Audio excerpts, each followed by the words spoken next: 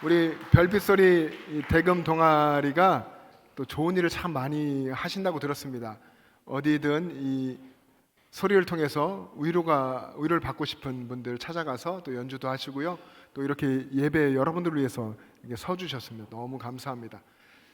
우리 여러분 모시기 왼편 끝에 계셨던 분이 목사님이셔요. 저희 교회에서 청년 생활하시고 목회하시고 구미에서 목회하시다가 은퇴하시고 원로 목사님 되시고 오셨거든요. 그래서 저희 교회에서 신앙생활을 하시는데 대금을 몇 년 전에 제게 선물해 주셨어요. 같이 하자고 하셨는데 아무리 해도 소리가 안 나더라고요. 우리가 볼 때는 소리 저렇게 나는 거구나 쉬울 것 같은데 진짜 어렵더라고요. 너무나 감사합니다.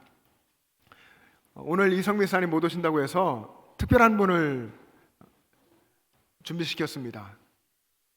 이름도 조금 비슷한데 변상민이라고. 이성미, 변상민 약간 비슷합니다. 바로 저입니다. 여러분 어떻게 시작하면 좋을까 생각하다가 제가 아재 개그를 좀 찾아봤거든요. 몇 가지 한번 맞춰보시면 좋겠습니다. 세상에서 가장 가난한 왕은 누굴까요? 왕이 부자여야 되는데 세상에서 가장 가난한 왕은 최저임금입니다. 최저임금. 우리는 이런 왕보다도 훨씬 그래도 잘 살고 있죠. 세상에서 가장 긴 음식은 뭘까요? 김밥도 길고 긴데 세상에서 가장 긴 음식 뭘까요? 교회에서 퀴즈 하니까 좀 이상하죠? 참기름입니다. 참 깁니다. 참기름. 제가 잘 찾은 것 같아요, 퀴즈를. 반응이 너무 좋은데. 여러분 사오정 아시죠? 사오정이 잘 못 듣지 않습니까? 잘 못 알아듣고 이 사오정이 고등학교를 다니는데 사오정이 다니는 고등학교가 이름이 뭘까요? 사오정이 다니는 고등학교? 뭐라고? 뭐라고입니다. 뭐라고. 학교 이름이 뭐라고. 네, 의미를 모르시겠으면 집에 가서 생각해 보시면 되겠습니다. 오늘 이 시간 여러분들은 잘 들을 수 있기를 바랍니다. 지난 한 주간 여러분 어떻게 사셨습니까? 힘들게 사셨죠? 지난 한 주간에도 고민할 것도 많았고 바빴고 피곤하셨고 우리는 그렇게 매일 쉴 새 없이 또 피곤하게 살아갑니다. 그렇다고 하는 것은 우리가 그만큼 많은 수고를 하며 산다는 것이죠. 요즘에는요, 옛날엔 안 그랬지만 요즘은 어린아이들도 바쁩니다. 유치원 다니는 아이도 바쁘다 하고 때로는 피곤하다고 오늘은 가기 싫어 이렇게 하기도 하고요. 초등학생들도 그렇습니다. 학교 끝나면 또 학원 가야 되고 뭘 해야 되고 초등학생들도 피곤하다고 말하고요. 중고등학생들은 당연히 그렇죠. 너무너무 바쁘고 힘든 아이들입니다. 그래서 우리가 사는 세상에 보면 자녀들도 바쁘고 또 부모도 바쁘고 다 바쁜 그런 세상 같습니다. 지금 우리가 사는 이 현대를 잘 이해하게 해주는 우화 하나가 있는데 그 우화를 소개하면 이렇습니다. 어느 숲속에 토끼 한 마리가 도토리나무 아래에서 낮잠을 자고 있었습니다. 한참 맛있게 낮잠을 자는데 이 도토리나무에서 도토리가 하나 톡 떨어졌는데 공교롭게도 잠자고 있던 토끼의 콧잔등에 떨어진 겁니다. 참 맛있게 잠을 자고 있다가 도토리가 떨어지니까 깜짝 놀라서 무슨 일이 일어났다 생각을 하고서 이 토끼가 그냥 무작정 뛰기 시작했습니다. 그 모습을 본 다른 토끼들이 무슨 일이 일어난 거야? 하면서 덩달아 뛰기 시작했습니다.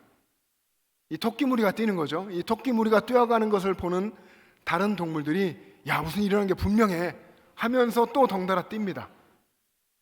숲속엔 동물들이 다 뛰고 있는 거죠. 근데 이 모습을 멀리서 지켜보던 동물의 왕 사자가 보니까 이 토끼와 다른 동물들이 뛰어가는데 그 앞에 낭떠러지가 있는 겁니다. 큰일 나겠다 싶어서 사자가 포효하면서 얼른 달려가서 이 토끼와 동물들 앞에 딱 섰습니다. 그리고 멈춰 세운 거죠. 그러고 묻습니다. 너희들 도대체 어디로 달려가는 거야? 그러자 토끼와 이 동물들이 서로를 멀뚱멀뚱 바라볼 뿐 아무 대답도 하지 못했다고 합니다. 여러분, 이 우화 속에 등장하는 토끼, 또 다른 토끼들, 토끼의 무리, 그리고 여러 동물들 방향도 모르고 왜 뛰는지도 모르고 무작정 이렇게 달려가는 그런 모습이 현대를 살아가는 우리들의 모습 같지 않습니까? 여러분, 인생을 이렇게 방향도 모르고 왜 사는지도 모르고 이렇게 살아간다면 그 인생이 얼마나 힘들겠습니까? 말씀드린 대로 현대를 살아가는 대부분의 사람들이 바쁘게 살아가고 있습니다. 예전에 비해서 삶의 속도가 너무너무 빨라졌죠. 보통 빨라진 게 아니에요. 너무너무 빨라졌습니다. 우리 여기 계신 어른분들이 잘 느끼실 거예요. 옛날에 이러지 않았는데 요즘 너무너무 바쁜 것 같고 시간이 없는 것 같고 그렇습니다. 특별히 인터넷이 발전하잖아요. 속도도 빨라졌고요. 우리 한국 사람들은 세계 어디에 가나 외국 사람과 통하는 거 빨리빨리 이런 거 있잖아요. 동남아에 가면 빨리 이렇게 한다는데 인터넷이 그렇게 발전하고 빨라지고 그리고 스마트폰을 다 들게 되면서 모두가 더 바빠졌습니다. 심지어 어린 아이들도 이 스마트폰을 들고 있지 않습니까? 실시간으로 정보가 전달되죠. 며칠 전에 여러분 일 아시죠? 이스라엘이 이란을 공격한 이런 일들, 이란이 또 보복한 것들, 이런 건 여러분들이 대부분 아마 듣고 알고 계실 겁니다. 이렇게 빠릅니다. 그리고 이런 정보를 들으면 우리는 어떤 반응을 하게 되고 반응을 요구받죠. 뭐 마음이 걱정이 된다든지 뭐 내가 뭘 해야 되겠다든지 이런 생각들을 하며 정말 바쁘게 우리는 살아갑니다. 그렇게 하다 보니까 살아가는 하루하루는 어제랑 똑같은 일상인데 점점점 여유가 없습니다. 여유를 잃어가고 그리고 잠깐 멈춰서 깊이 생각하고 그리고 성찰할 수 있는 기회조차도 갖지 못하면서 우리는 살아가고 있습니다. 그래서 우리는 쉼이 없죠. 진짜 쉬어야 되는데 쉬고 싶다. 근데 쉼이 없습니다. 진정한 쉼을 얻지 못하고 또 무슨 일을 하면 쉽게 피곤해집니다. 쉽게 피로해지고 스트레스를 또 받게 되죠. 그러다 보니까 하루하루 살아가면서 주름살은 늘어가고 흰머리는 더 많아지고 어떻게 돼가는 겁니까? 늙어가는 거죠. 그렇게 늙어가고 세월이 흘러갑니다. 어쩌면 당연한 것 같지만 우리의 마음은 그렇지 않죠. 우리는 늙어가긴 하지만 늙는 속도를 좀 늦추고 싶고 또 더 젊어지고 싶고 젊어지게 보이고 싶습니다. 그래서 뭘 할까요? 우리는 여러분들 뭐 하십니까? 그러기 위해서 마음은 똑같을 텐데 그래서 우리 운동도 하기도 하고 또 건강보조식품을 먹기도 하고 또 식이요법하며 음식을 조절하기도 하고 때로는 성형하는 사람들도 있고요. 다이어트도 하고 이런 것들을 합니다. 세상에 참 학문이 여러 가지 분야가 참 많은데 이 장수에 대해 연구하는 장수학이 있대요. 이 장수학 분야의 세계적인 권위자가 미국에 있는데 미국 시카고의 프리츠크 의대의 마이클 로이젠 교수입니다. 마이클 로이젠 교수가 인간의 수명에 대해서 연구를 했습니다. 인간의 수명의 70%는 전체를 100으로 봤을 때 그 중에 70%는 개인의 행동이나 습관 같은 이런 환경적인 요인에 의해서 결정된다는 겁니다. 그러니까 습관을 잘 갖고 행동을 잘하면 건강하게 수명을 늘릴 수 있다 그런 것이죠. 그러면서 우리들의 생물학적 나이가 있지 않습니까? 여러분 태어난 해로부터 1년 지나면 또 나이가 1살 먹고 이렇게 먹는 나이 말고 생물학적 나이, 신체 나이. 어떤 분은 연세가 60 되셨는데 이 신체 나이를 검사해 보니까 자신의 건강 상태를 얘기하는 건데요. 그 나이가 30대고 40대고 이렇게 건강할 수도 있습니다. 근데 어떤 분은 실제 연세가 50세인데 신체 나이, 건강 상태를 검사해 봤더니 몸의 상태는 70대, 80대다 이럴 수도 있는 거죠. 여러분이 다 건강했으면 좋겠습니다. 신체적 나이가 더 젊었으면 좋겠는데 이 신체적 나이, 생물학적 나이를 젊어지게 하는 방법을 이야기했습니다. 여러 가지 이야기를 했는데 그 중에 몇 가지를 소개하면 이런 것입니다. 여러분 잘 듣고 기억하시면 여러분 건강에도 도움이 될 것 같습니다. 첫 번째는 비타민, 특히 비타민 B, C, D, E 이런 것, 그리고 칼슘, 엽산 이런 것들을 꾸준히 복용하라는 겁니다. 이런 걸 꾸준히 복용하면 6년 젊어진답니다. 수치까지 이렇게 정확하게 했어요. 6년 정도 젊어질 수 있답니다. 또 여기 계신 분에 담배를 피우시는 분이 계신지 모르겠는데 담배를 끊으라고 합니다. 담배를 끊으면 8년 젊어진답니다.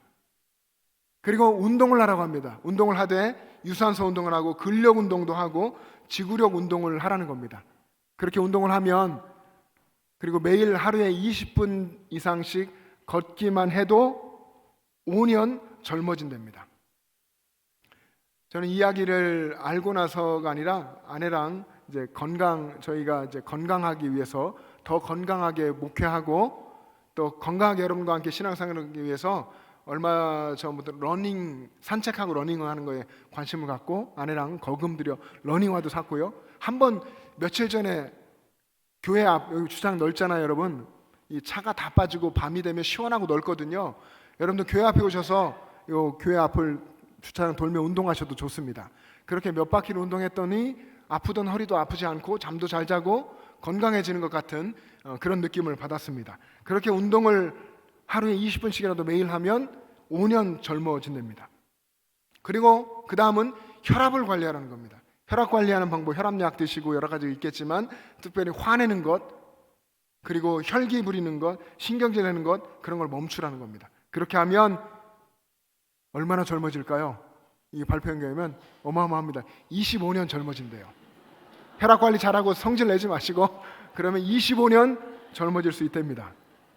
그리고 5번째는요, 자신의 건강 상태를 항상 점검하라는 겁니다. 중요하잖아요. 여러분 건강보험공단에서 건강검진 받으라는 것도 잘 받으시면 미리미리 발견할 수 있습니다. 그렇게 건강검진을 점검을 잘하고 만성질환이 있으면 이런 것들을 잘 관리하고 의료 혜택을 잘 받으면 12년 젊어진답니다.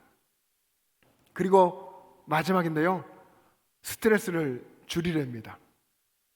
스트레스를 남에게 주지도 말고 받지도 말라 하는 건데요, 스트레스를 받으며 살면 이거는 이제 받으면 늙어지겠죠. 당연히. 얼마나 늙어질까요?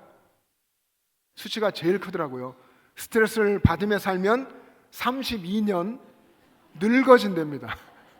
스트레스 주지도 말고 스트레스 받지도 말고 여러분 사시길 바랍니다. 여러분의 생물학적 나이가 더 젊어지기를 바랍니다.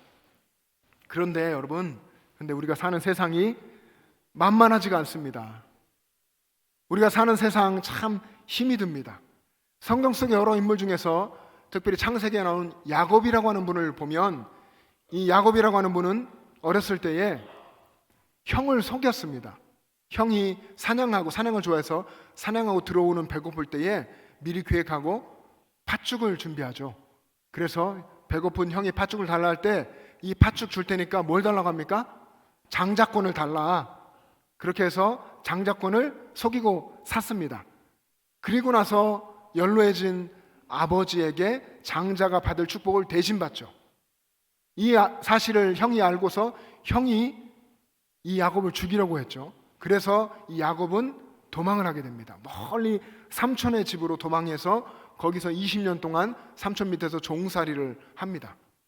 그리고 결혼하고 자녀들을 12를 낳는데 그 12아들 중에서 가장 사랑하던 아들이 요셉이라는 아들이었습니다. 여러분들, 저도 자녀가 셋이고 여러분들 자녀가 여러 인분이 계실 텐데 그래도 마음이 좀 쓰이고 애처로운 마음이든 특별한 사랑이든 이런 게 있지 않습니까? 그런 자녀가 요셉이라는 자녀였는데 이 요셉을 너무 사랑해서 요셉만 특별한 옷도 입혀주고 그랬습니다. 그러다 보니까 형들이 싫어하겠죠. 형들이 이 요셉을 미워하고 어느 날은 요셉을 지나가는 상인에게 팔아버렸습니다. 죽이려고 하다가 그래도 하나님이 역사하셔서 팔게 하셨고 그 요셉이 애굽으로 팔려가게 되죠. 그런데 아버지인 야곱은 요셉이 죽은 줄로 하죠. 왜냐하면 형들이 그렇게 얘기를 했으니까, 죽었다고 하고 피 묻은 옷을 가져왔으니까 죽은 줄로 알고 그렇게 살아갔습니다. 얼마나 인생이 힘들었겠습니까? 그런데 시간이 흐르고 온 땅에 흉년이 들었습니다. 흉년이 들었을 때에 애굽에 내려가서 믿음을 지키고 하나님과 동행하며 살았던 그의 아들 요셉, 이 요셉 애굽의 총리까지 됐는데, 이 총리가 된 요셉을 통해서 이 야곱 가문이 다 애굽으로 이주하게 되죠. 그래서 이 야곱은 나이가 참 많이 들었는데 100세도 넘었는데요, 애굽이라고 하는 새로운 곳에 가서 거기서 삶을 또 시작하게 됩니다. 얼마나 우리말로 하면 기구하고 파란만장한 삶입니까? 그야말로 바람 잘 날 없는 인생을 산 거죠.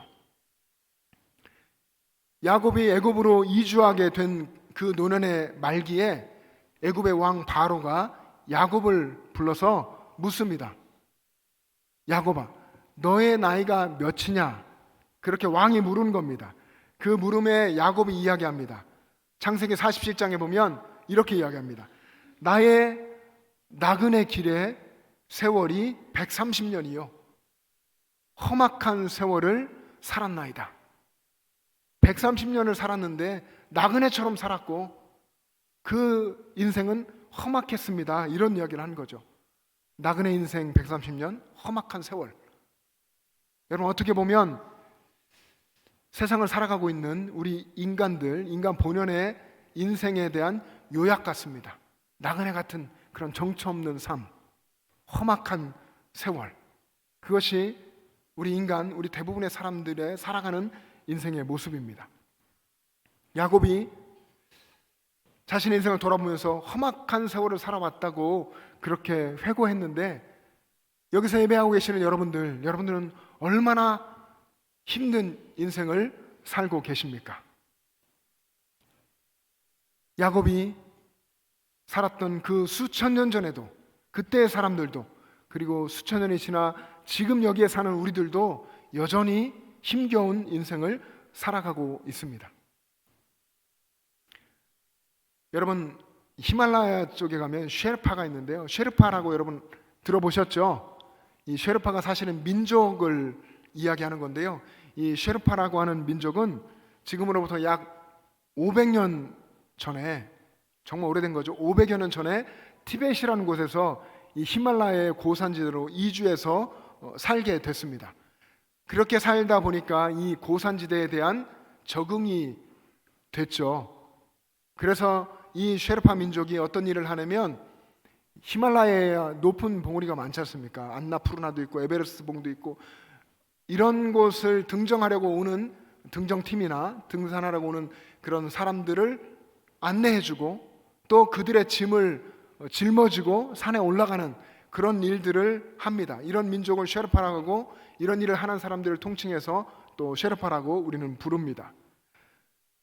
이 사람들이 대개는 몸집이 작다고 합니다. 몸집이 작은데도 불구하고 얼마나 대단한지, 등산하는 사람들의 짐 대여섯 개를 짊어지고요, 짊어지고 어깨에 메고 머리에도 메고 하겠죠. 짊어지고서 이 히말라야 그 높은 봉우리를 올라가는 겁니다. 쉐르파 중에서 유명한 사람이 텐징 노르가이라고 하는 사람인데, 이분이 1953년에 에베레스트 8,848m나 되는 이 봉우리를 처음 올라간 쉐르파입니다. 그리고 2006년에는 아파라고 하는 쉐르파가 에베레스트 산 이 봉우리에 16번째 등정을 했습니다. 정말 대단하죠. 근데 이런 분들의 마지막은 사실 이 높은 산에서는 고산병 또 여러 가지 사고들 통해 죽기도 하잖아요. 더 못 간다는 것은 더 갈 수 없는 건강 상태가 됐거나 아니면 조날당해서 죽었거나 이런 일이겠죠. 이 쉐르파들이 고산지대에 오래 살면서 여기에 적응을 잘해서 그럴 수도 있겠지만, 무거운 짐을 지고 그 험난한 길을 걸어가는 것이 얼마나 고되고 힘들겠습니까?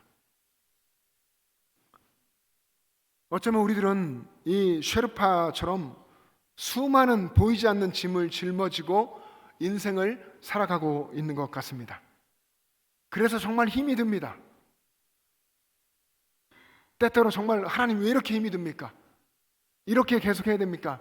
이런 여러분들 탄식이 나오고 그런 기도가 나오고 그럴 때가 있지 않습니까? 우리들은 이렇게 힘든데 사실 세상은, 우리가 사는 이 세상은 너무너무 각박하고 메마릅니다. 무거운 인생의 짐을 짊어지고 가는 우리의 마음을 이해하지 못하죠. 그런데 예수님은 우리가 얼마나 많은 짐을 지고 있는지 다 아십니다. 우리가 얼마나 많은 수고를 하면서 살아가고 있는지 예수님은 다 아십니다. 여러분이 남모르게 흘렸던 눈물들, 여러분의 남편, 여러분의 아내, 배우자조차 모르게 흘렸던 그런 눈물까지도, 또 홀로 정말 내뱉었던 깊은 한숨까지도, 여러분의 고뇌와 슬픔과 여러분의 마음의 무거움과 여러분의 절망까지도 예수님께서는 다 아십니다. 우리는 참 짐이 많습니다.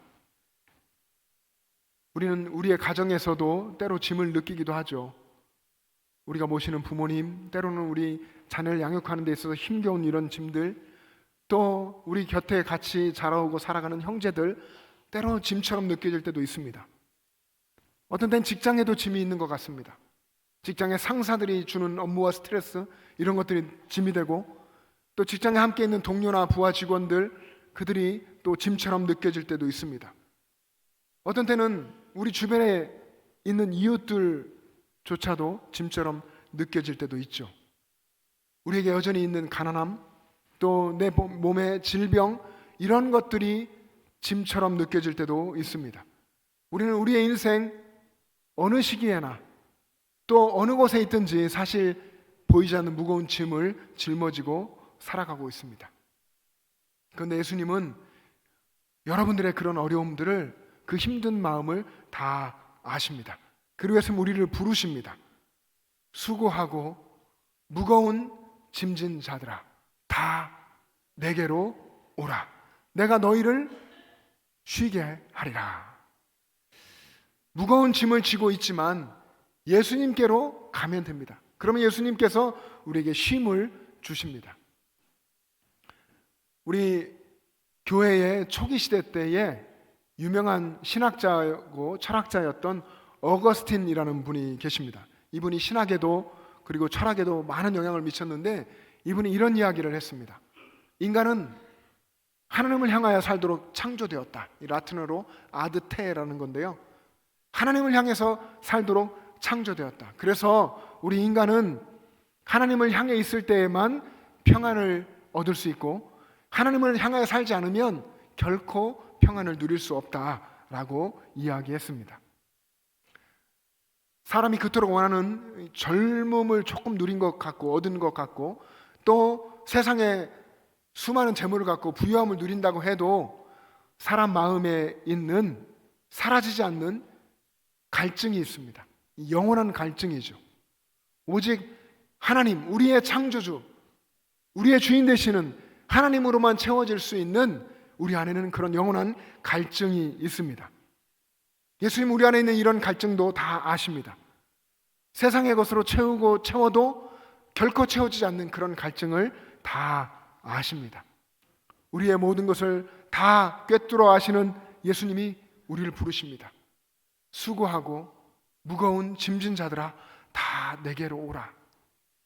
인생의 무거운 짐, 우리 본질적으로는 우리 인간이 가지고 있는 죽음에 대한 그런 공포, 그 이전에 있는 우리 인간의 실존적인 이 죄의 짐, 이것을 다 가지고 예수님께로 오라는 것입니다. 그러면 내가 너희를 쉬게 하리라.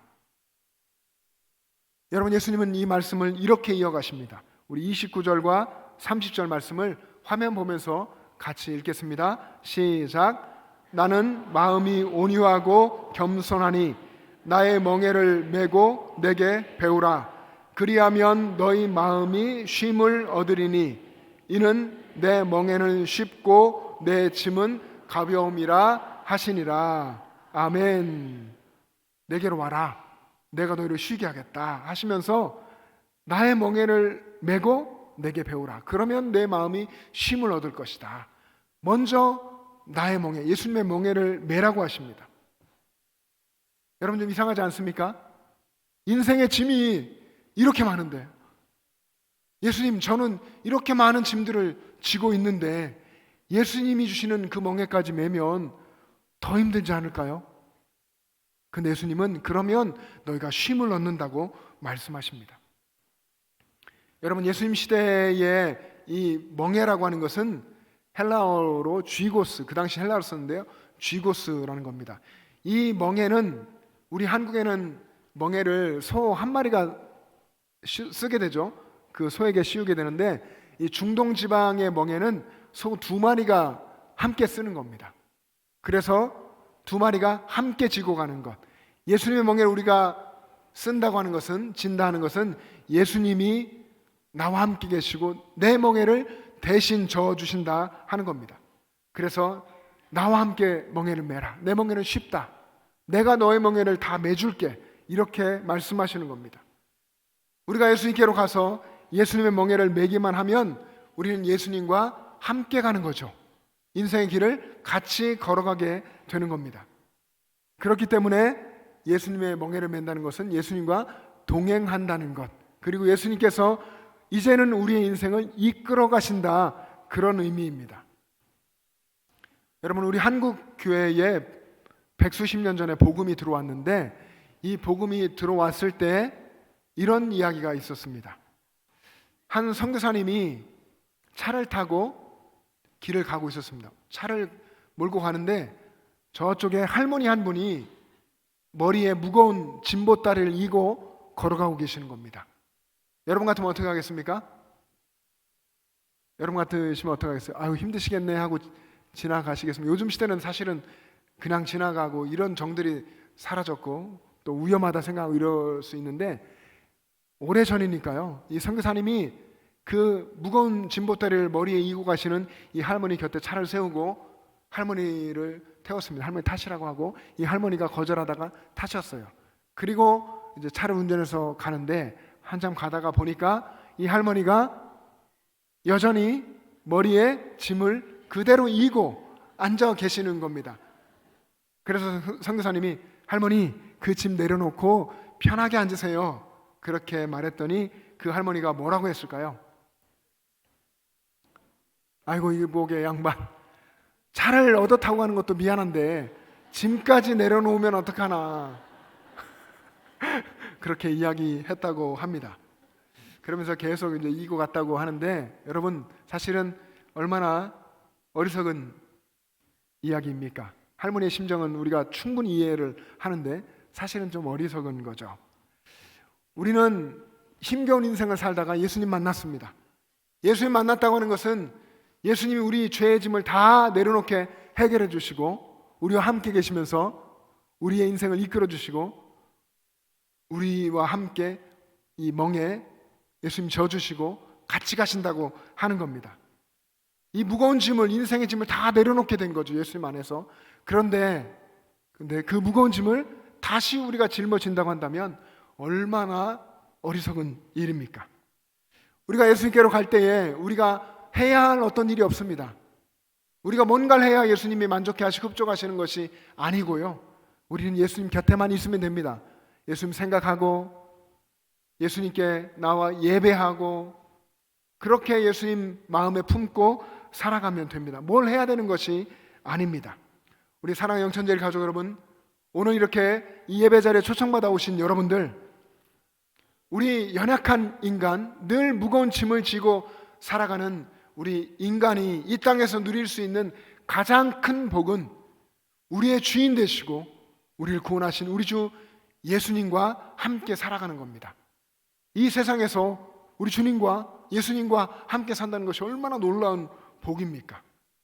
그렇게 예수님과 함께 살아가는 이 신앙생활에는 놀라운 신비가 있습니다.